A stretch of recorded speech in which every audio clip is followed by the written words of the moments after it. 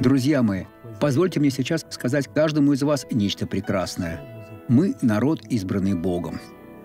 Возможно, вы были безутешны, обижены на что-то.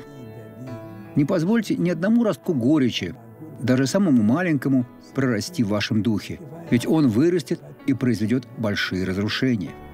Послушайте Исаию, главу 66, стих 14.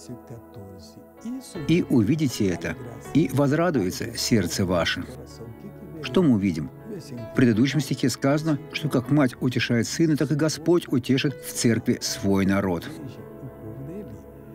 «И кости ваши расцветут, как молодая зелень». Это образное выражение. Кости – это наша основа. И если они засохнут, мы не сможем противиться злу. «И откроется рука Господа рабам Его».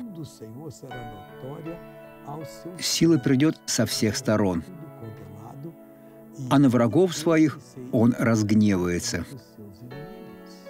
Пришло время определиться. Посмотрите на этого благословленного человека. Как долго вы страдали? Уже много лет. Я получила направление на операцию коленного сустава. Коленного? У меня было 7 дисковых грыж. 7 грыж?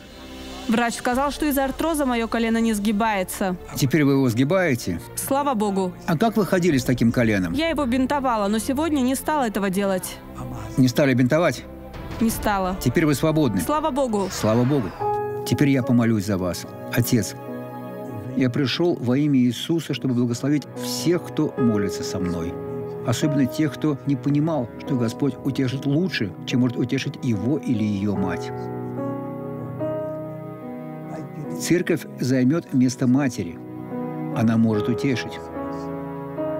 Отец, то, что мы провозгласим, Господь сотворит, и я сейчас провозглашаю и приказываю этому злу: выйди из этого человека во имя Иисуса. А вы скажите «Аминь».